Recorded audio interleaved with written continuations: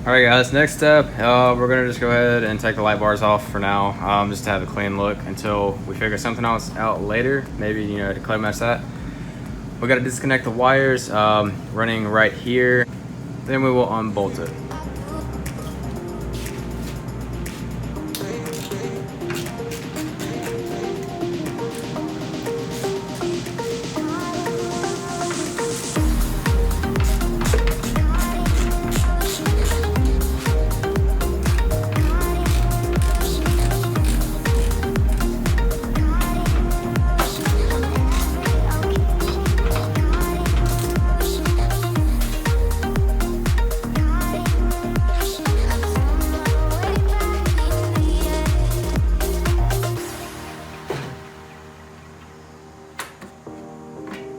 Okay, so the pods were not hooked up.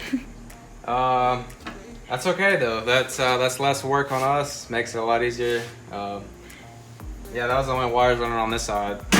So cool. That's awesome. Hopefully there won't really be much disconnect over there either. Gonna throw these bad boy $18 LED pods up for sale. So shout out to the previous owner for not hooking those up. That's pretty cool. Yeah, save this time.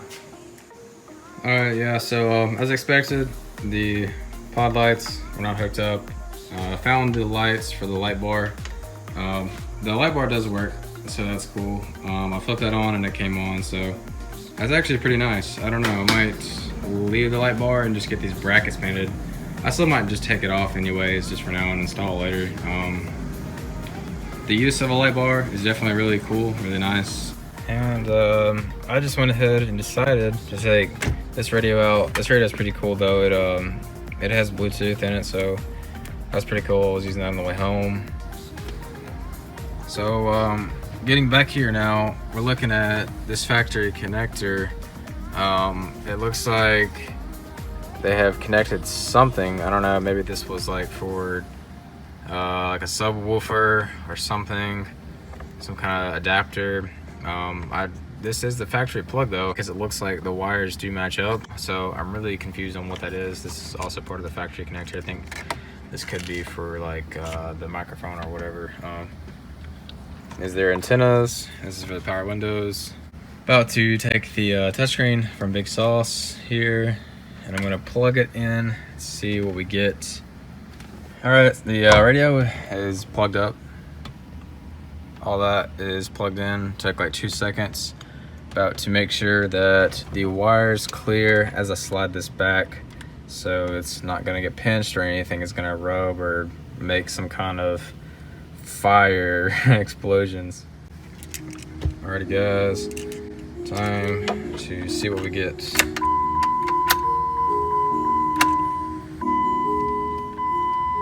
Okay, so what this means, security screen. I've got to call the dealer sometime tomorrow, and I've got to give them number and then my VIN number to get a security code for this to work. So when I did that, I actually had a report on my Carfax on Big Sauce, and it said that it was a possible odometer change, and it was actually from this. Whenever the dealer registered my VIN or whatever for this radio, coming from a different Jeep. So that's like some kind of faulty Carfax report. So I'm probably gonna have to end up contacting Carfax again to let them know that this is just changing the radios. All right, so I might as well just go ahead and knock out the taillights while I'm out here. Got one of them off. We got like a little, I think this is just like stuck on with some like glue right here. I want to say like a little resistor, something for the LED. Yeah, cool. So that'll go with that. Hopefully the stock one will just plug right back into this. There's a little bit of water in here, so I might put some electrical grease in here too. Much better. Factory stock OEM taillights back in. Early morning cold start.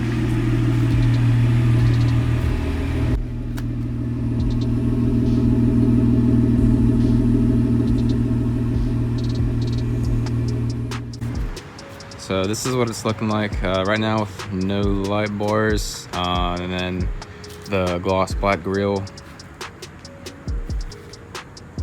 Looks pretty cool actually. Maybe I could like black out the Jeep emblem right there.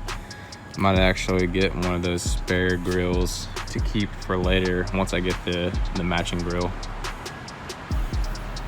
Alright guys, so I'm currently in the process of taking the top off because I'm trying to figure out what exactly may not be correct because it is a little bit loose. So I'm trying to make sure everything is bolted up back here properly.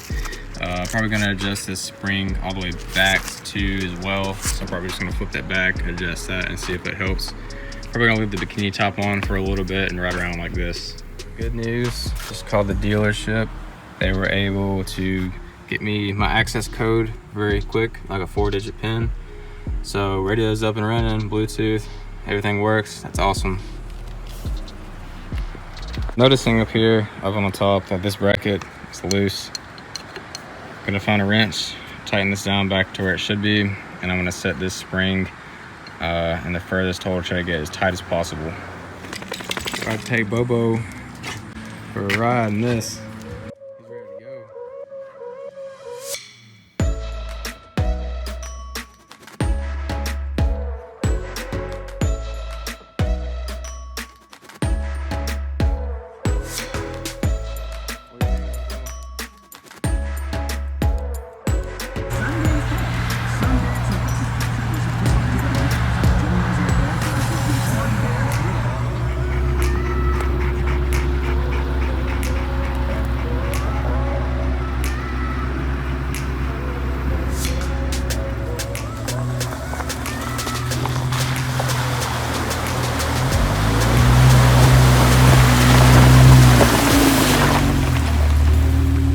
This is day 2 of ownership.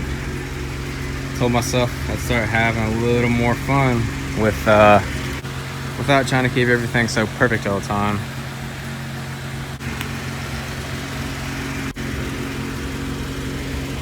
Side steps are awesome. Just don't like the look of them. They're not good for rock sliding either.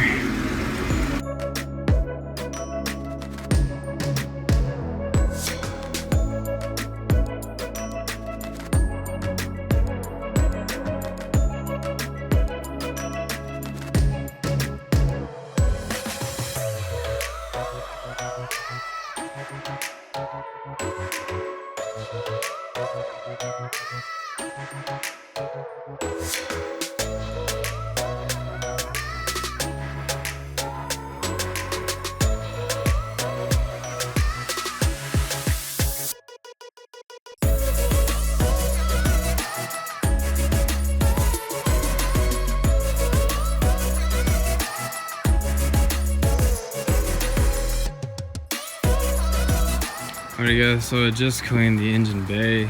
I took out the air filter. It's kind of like a K&N. I didn't realize that there was one of these filters inside of that box. Never heard of air raid before. Sounds kind of familiar. But yeah, I got the engine bay all cleaned up. It was pretty dusty. It looks like it never been cleaned before. So now, basically what I did is I coated everything in simple green a few times. Got a good rinse and really made sure I got my leaf blower and blow dried everything, got every bit of water out that was possible, and I've been letting it air dry for a few hours now, so everything looks to be completely dry. I only do that every so often, and I try to make sure that the battery is not connected just in case. Alrighty guys, that looks pretty good if you ask me. Nice and clean. Probably gonna apply some oil to it later whenever I can pick some up. Right now, I'm gonna pull this fill plug. Drain plug is, let's see, right here. I'm glad that I went ahead and bought the adapters, like the sizes or whatever, the sockets for these. Always come in handy for the transfer case and everything like that. I'm just gonna check the fluid today, and I'm really gonna make sure that it doesn't need to be changed and that there's no water in there or nothing. I was doing some research and people were saying that the fluid on these is really supposed to last like the life of the vehicle. And then they were saying that you could change it like every 100,000 miles. Obviously this Jeep is not there yet, but I don't really know, what this Jeep has really been through. It could have been sinking in the mud. And some people are also saying that aftermarket fluid helps with smoother shifts. So really just gonna make sure that there's like no milky trans fluid in here, no water and mud, just to make sure, and I'll probably end up changing it soon. All right, so we got a little bit of a drip coming out right here. It looks to be that the fluid is pretty clean, as it's to be expected. All right guys, now I'm gonna check the front diff. After this, I'm gonna check the rear diff. Really just kind of making, oh, that's pouring fluid, cool. Sweet, well, that's a good sample, I guess.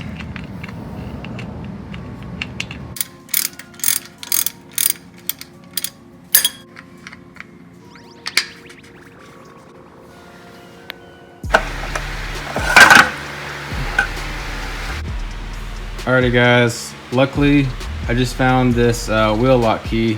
Shout out to the previous owner for doing something really cool. I thought I was gonna have to go and find some kind of key or some kind of something to get these lug nuts off, because I gotta get these tires and wheels off. So that's really cool that they actually left this in the glove box. Fits right on there, that's awesome.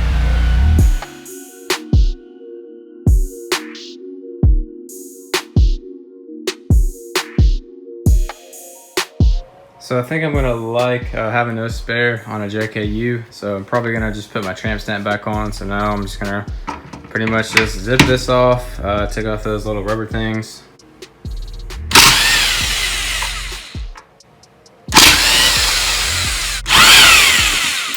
Left a couple bolts there to hold it in place, but before I do that, I gotta disconnect the electrical connection back there. This little plug right here, just gonna do that, and then I'll pull it through the other side. This rubber grommet, like so. That is free to come off. Go ahead and rip these off. So that tailgate loves me right now. There's no more weight on it. Opens and closes really easily. Yeah, you guys can tell that the tire carrier has never been off before. So I'm gonna do a little bit of cleanup on that and try to scratch the paint.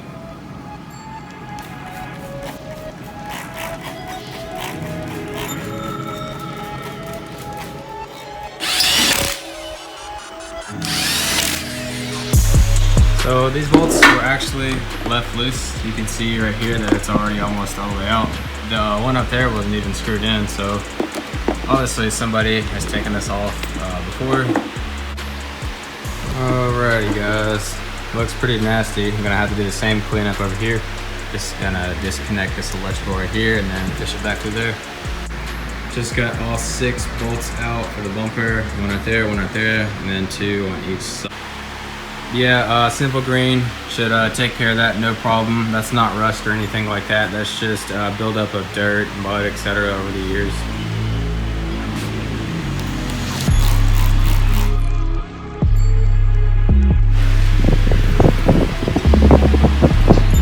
Alrighty guys, now's a good time for me to inspect on my Jeep pretty much just everything that I can see with the tires off.